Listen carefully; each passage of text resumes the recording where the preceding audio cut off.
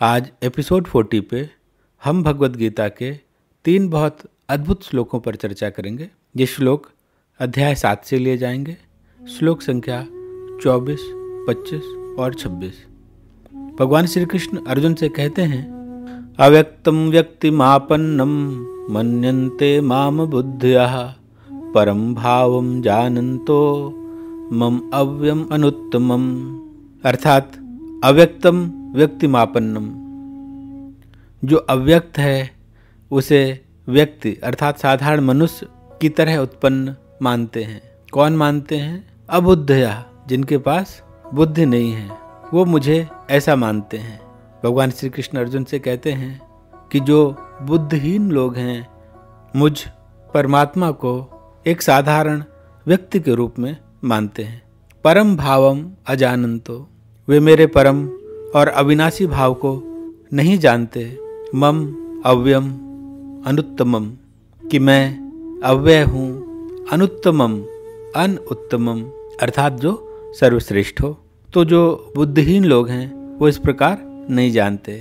यहाँ भगवान श्री कृष्ण अर्जुन से यही कह रहे हैं कि जो बुद्धिहीन लोग हैं वे मेरे सर्वश्रेष्ठ रूप को नहीं जानते कि यह अविनाशी है, यह परम भाव से युक्त है और मैं अजन्मा हूँ, फिर भी अपनी योग माया से प्रकट होता हूँ। वे ऐसे प्रभाव को तत्व से नहीं जानते क्योंकि मैं मन इंद्रियों से परे हूँ।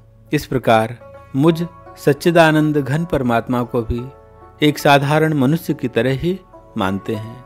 इसको बताते हुए भगवान श्री कृष्ण कहते हैं कि नाहं प्रकाशः सर्वस्य योग माया समावृतः मूढ़ोऽयं नाभिजानाति लोको माम अजम अव्ययम।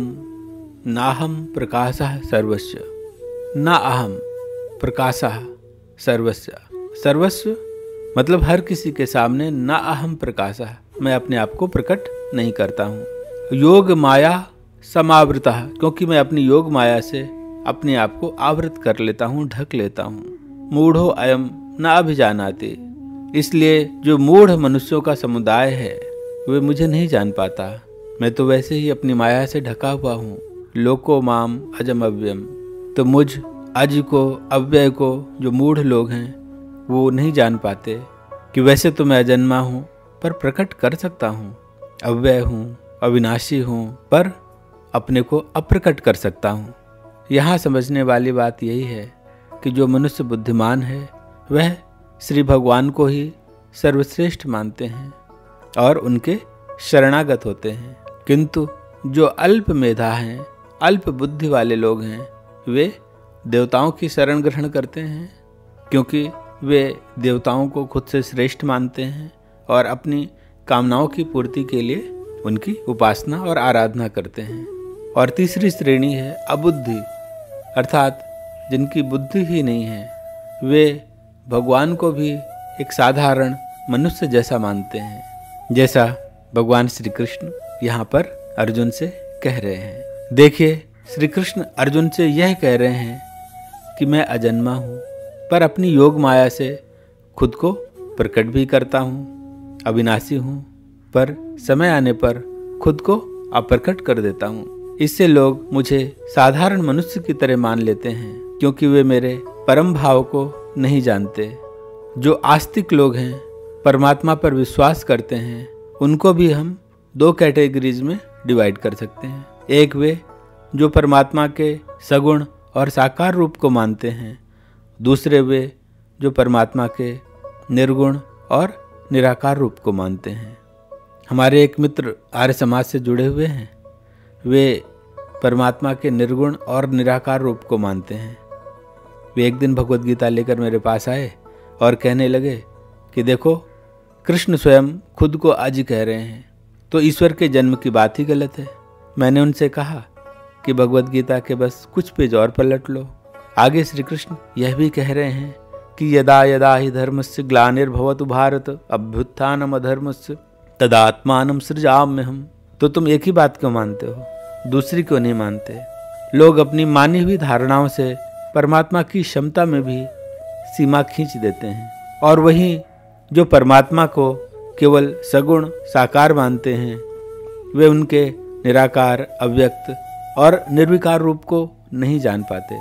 24वें श्लोक का अर्थ ऐसे भी कर सकते हैं, अव्यक्तम माम व्यक्तिमापन्नम मन्यन्ते अबुद्धया, अर्थात जो सदा निराकार रहने वाले मेरे को केवल साकार मानते हैं वे निर्बुद्धि हैं। ऐसा इसलिए क्योंकि वे मेरे अव्यक्त, निर्विकार और निराकार रूप को नहीं जानते।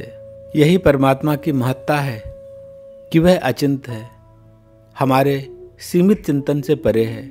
जो उन्हें साकार रूप में भजता है उनके लिए वे साकार प्रकट हो जाते हैं, और जो निराकार रूप में भजता है उनके लिए साकार प्रकट न होकर अपनी उपस्थिति का एहसास देते रहते हैं।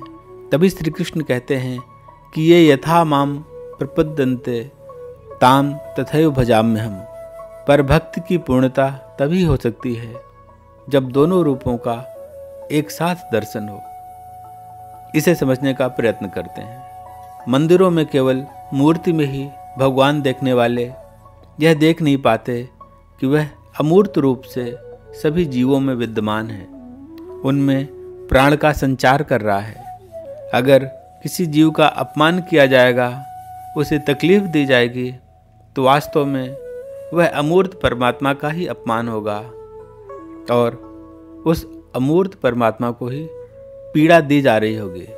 इसी प्रकार जो कहता है कि परमात्मा निराकार है, सर्वव्यापी है, तो वह यह कैसे नहीं सोचता कि वह इस मूर्ति में भी विद्यमान हो सकता है। अतः अगर श्रद्धा से परमात्मा के रूप में उस मूर्ति को देखा जाएगा तो परमात्मा अव्यक्त होने पर भी उसी मूर्ति में व्यक्त हो जाएगा। नरसिंह भगवान प्रहलाद के लिए खंभे से प्रकट हो गए थे।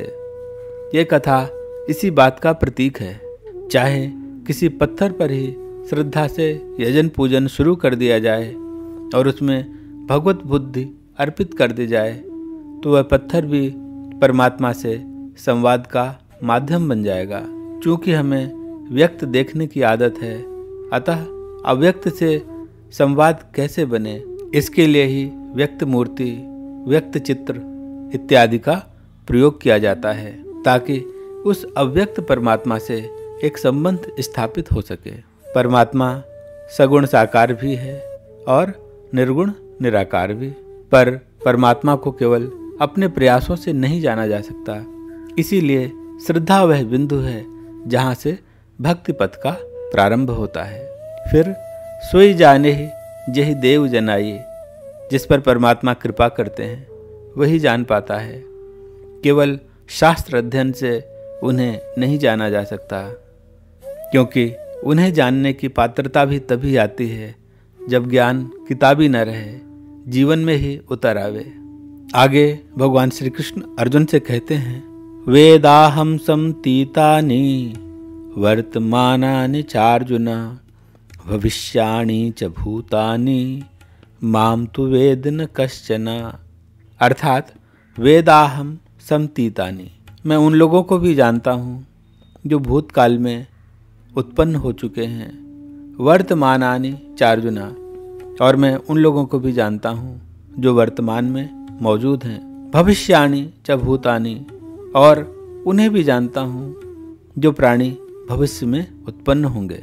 माम तु वेद न कश्चन, पर मेरे ज्ञानी भक्त के सिवाय मुझे दूसरा कोई नहीं जानता। यहाँ श्री कृष्ण अर्जुन को यही बता रहे हैं कि वे सर्वज्ञ हैं और वे यह जानते हैं कि युद्ध नियति है, यह होकर रहेगा, इस युद्ध से बचा नहीं जा सकता। तो अब यह प्रश्न रहा ही नहीं कि युद्ध हो या ना हो। अब तो प्रश्न यही रह गया है कि युद्ध के लिए जब अर्जुन आए तो किस भाव से आए, वह परमात्मा के प्रति समर्पित होकर युद्ध करे या अहंकार से भरकर युद्ध करे। असली प्रश्न इतना ही रह गया है। इसी कारण श्री कृष्ण अर्जुन से कह रहे हैं कि तेरे युद्ध न करने से क्या होगा, और यह भी समझ कि तू युद्ध के बाहर तो रह ही नहीं पाएगा। क्षत्रिय स्वभाव के वशीभूत होकर तू युद्ध तो करेगा ही। इसलिए अब यह सीख कि तुझे युद्ध कैसे और किस भाव से करना है। इसीलिए हे अर्जुन, वैसे तो नाहम प्रकाशः सर्वस्य हूँ, मैं सबके सामने खुद को प्रकाशित नहीं करता, पर मैंने अपने आप को तुम्हारे सामने प्रकाशित किया है, जिससे तुम अपनी दृष्टि को बदलो और सर्वत्र मेरा दर्शन कर सको। जब तुम मुझे सर्वत्र, हार में, जीत में, मान में, अपमान में, सुख में, दुख में, सब जगह देख सकोगे, तो तुम्हारे अंदर समता स्वतः प्रकट हो जाएगी और ऐसी समता के साथ किया गया तुम्हारा यह युद्ध भी साधना बन जाएगी, भक्ति बन जाएगी। और ऐसी समता में बैठा व्यक्ति सहज समाधि को प्राप्त हो जाता है। तभी कबीरदास जी कहते हैं, साधो सहज समाधि भली, साईत मिलन भयो जादिनते, सुरत न अंत चली, आँख न मूंदू कान न रूंधूं, काया कष्ट न धारूं, खुले नैन मैं हंस हंस देखूं, सुंदर रूप निहारूं, कहूँ सो नाम सुनूं सो सुमिरन, जो कुछ करूं सो पूजा, गिरह उद्यान एक सम देखूं, भाव मिटाऊं दूजा, जहाँ जहाँ जाऊं सोई परिक्रमा, जो कुछ करूं सो सेवा, जब सोऊं तब करूं दंडवत, पूजूं और न देवा, शब्द निरंतर मनु आराता, मलिन बचन का त्यागी, उठत बैठत कबहु न बिसरे, ऐसी तारी लागी, कहे कबीर यह उन्मुनि रहनी, सो परगट कर गाई, सुख दुख के एक परे परम सुख, तही में रहा समाई। देखिए, बहुत ही प्यारा पद है कबीरदास जी का। कबीरदास जी कहते हैं, संतों सहज समाधि भली। देखो, मुझे तो एक सहज में ही समाधि लग गई है। कैसे यह समाधि लगी? साईं ते मिलन भयो जादिनते, जब से उस परमात्मा को मैं तत्व से जानने लगा, सुरत न अंत चली, तब से ये जो मेरी सुरति है, जो मेरी बुद्धि है, वो किसी और जगह नहीं लगी। आँख न मूंदूं, कान न रूंधूं, काया कष्ट न धारूं। अब मुझे कोई बड़े बड़े हठ योग या दूसरे योग की आवश्यकता ही नहीं रह गई। न मैं आँख बंद करता हूँ, न कान बंद करता हूँ, न ही शरीर को किसी तरीके का कष्ट देता हूँ। खुले नैन में हंस हंस देखूं, सुंदर रूप निहारूं। खुली आंखों से ही मुझे उसका सुंदर रूप दिखता रहता है। कहूँ सो नाम, जो बोलता हूँ वह नाम है। सुनूं सो सुमिरन, जो सुनता हूँ वही स्मरण है। जो कुछ करूँ सो पूजा, जो भी करता हूँ वही मेरी पूजा बन जाती है। यानी मैं सामान्य भी कुछ बात करूँ तो मेरी सामान्य बात भी उस प्रभु का नाम ही है। मैं जो कुछ भी संसार का सुन लूँ वो उस प्रभु का स्मरण ही है, और कुछ भी क्रिया करूँ वह सब पूजा ही है। ऐसा कैसे हो सकता है? जब सर्वत्र प्रभु ही हैं, तो जो भी मैं बोलूँगा वो प्रभु से ही बोलूँगा, तो मेरा बोलना उस प्रभु से नाम ही हो जाएगा। जब सर्वत्र प्रभु ही भास रहा है, तो जो भी सुनूंगा उसी से प्रभु का ही स्मरण होगा। और जब सर्वत्र प्रभु ही है, तो मैं जो कुछ भी करूँगा वह प्रभु की पूजा के अतिरिक्त और क्या ही होगा। गिरह उद्यान एक सम देखूं, भाव मिटाऊं दूजा। मुझे घर और वन एक सा दिखता है। ऐसा नहीं है कि वन में जाकर के ही आराधना हो पाएगी या घर में रह कर के ही आराधना हो पाएगी। मुझे जहाँ रख दो मेरे लिए दोनों एक जैसा ही है, क्योंकि घर में भी वही विद्यमान है और वन में भी वही विद्यमान है। इसीलिए जहाँ जहाँ जाऊँ सोई परिक्रमा। मेरे लिए तो सर्वत्र परमात्मा का धाम ही है, तीर्थ ही है।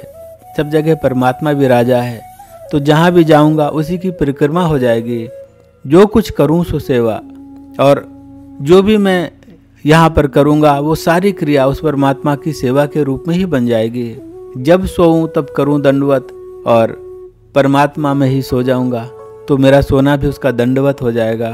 पूजूं और न देवा। अब मुझे किसी दूसरे देवता की आवश्यकता नहीं है, क्योंकि मेरे अंदर कोई कामना नहीं है। मेरी सारी कामना तो इसी परमात्मा से जुड़ी हुई है, और इसके परे मुझे कुछ दिखता भी नहीं। शब्द निरंतर मनु आराता, मलिन बचन का त्यागी। मेरा मन निरंतर उसी परमात्मा का ही गीत गाता है, और कोई कुछ शब्द मेरी जुबान पर नहीं आता। उठत बैठत कभू न बिसरे, ऐसी तारी लागी। उठते बैठते उसकी याद ताजा रहती है, और उसकी याद का यह क्रम कभी टूटने नहीं पाता। कहे कबीर यह उन्मुन रहनी सो प्रगट कर गाई। कबीरदास जी कहते हैं जो मेरी रहनी हो गई है उसको मैंने आपके सामने प्रकट कर दिया है। सुख दुख के एक परे परम सुख तही में रहा समाई। और सुख दुख से परे जो परम सुख की अवस्था है अब मैं उसी को प्राप्त कर चुका हूँ। और इसके लिए मुझे न किसी हठयोग की जरूरत पड़ी, न मुझे अपने शरीर को कष्ट देने की जरूरत पड़ी। एक सहज समाधि अपने घर में रह करके ही मुझे परमात्मा सर्वत्र देखने लगा और मेरी सहज समाधि लग गई। तो संतों यह सहज समाधि ही बली है, पर वो लगेगी तुमको तभी जब तुम्हारा साईं से मिलन होगा। और साईं से मिलन, परमात्मा से मिलन, भगवान कह ही रहे हैं कि मैं सर्वत्र हूँ पर सबके लिए प्रकाशित नहीं हूँ। मेरी ओर बढ़ो, मैं प्रकाशित होने लगूंगा। तो आइए हम अपनी तरफ से प्रयास करें और भगवान से प्रार्थना करें कि तुम अव्यक्त तो हो लेकिन हम पर कृपा करो, थोड़ा थोड़ा व्यक्त होने लगो। और इस भावना से अपने सारे कर्म किए जाएं जिसमें जगत की चाहत छूटे और परमात्मा से चाहत बढ़े। आज इतना ही। जय गौ माता, जय गोपाल।